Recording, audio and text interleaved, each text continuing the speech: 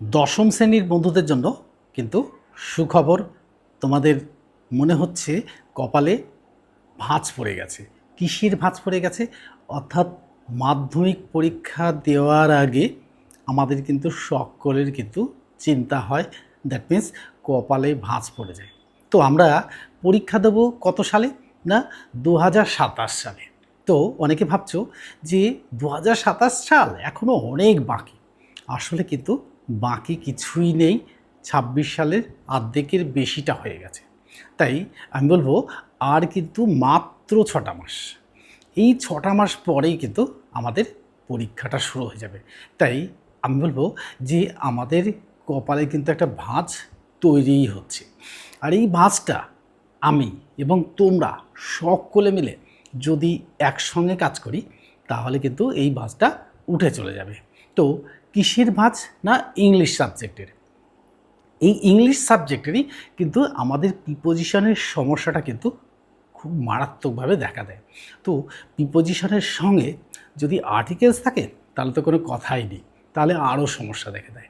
তো আমি ফেসবুক পেজে কতগুলো কোশ্চেন থ্রো করেছিলাম এবং বলেছিলাম যে ইউটিউব চ্যানেলে এসে কিন্তু দেখে নিতে। অর্থাৎ ইউটিউব চ্যানেল কোথায়?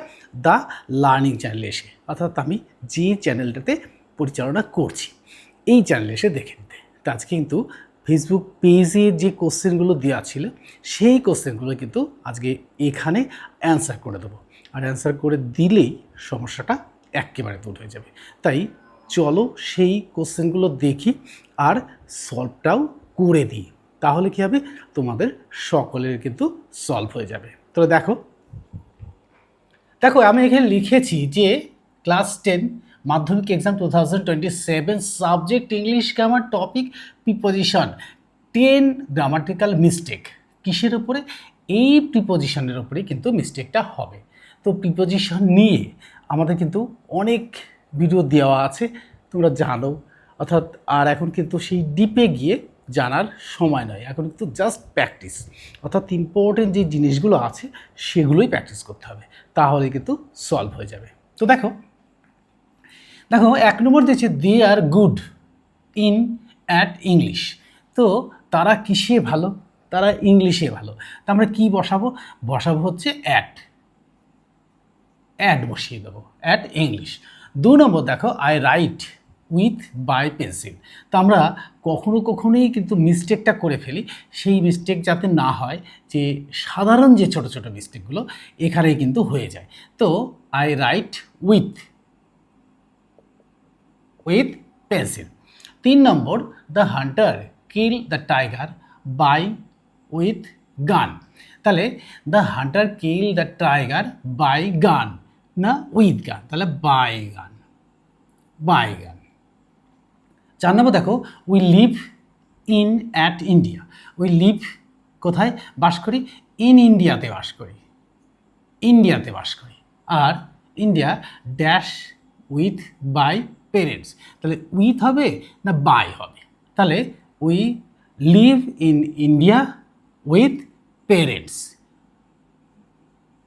With parents. 5 নম্বর দেখো দ্য ট্রেন অ্যারাইভড কখন? To Kolkata, at Kolkata, to Kolkata. 6 নম্বর he instead on to going, instead on going. 7 নম্বর দেখো she died of malaria, from malaria, of ম্যালেরিয়াতে, অফ ম্যালেরিয়াতে। 8 নম্বর দেখো the sky is above over our head. তাহলে অ্যাবভ না ওভার আওয়ার হেড? তাহলে দ্য স্কাই ইজ মাথা থেকে অনেক উপরে, তাহলে কী হবে? Above our head, above our head. 9 নম্বর দেখো the dog runs behind in front of the cat. তো কুকুর সবসময় দৌড়ায় কার পিছনে? Behind the cat, behind. আর বিড়াল দৌড়ায় কার পিছনে?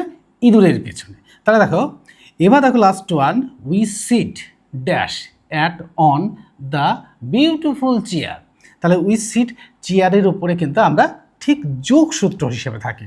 তাহলে we sit on, on the beautiful chair.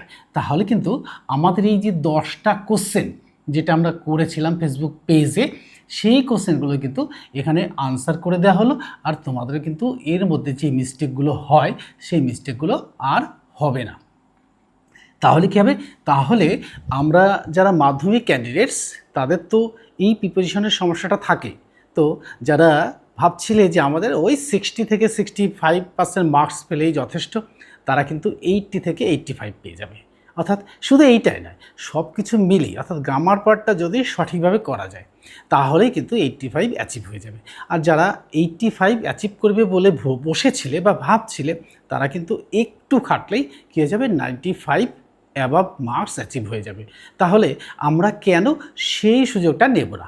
সুযোগ নেওয়ার কিন্তু এখনই সময়। তাই আমরা সুযোগটা আর হেলায় হারাবো না, অর্থাৎ এটাকে সদ্ব্যবহার করব। তাহলেই কিন্তু আমাদের লক্ষ্য বা যেটা আছে অর্থাৎ সেই লক্ষ্যে পৌঁছে যাবে। তাহলে চলো সেই লক্ষ্যে পৌঁছে যাই।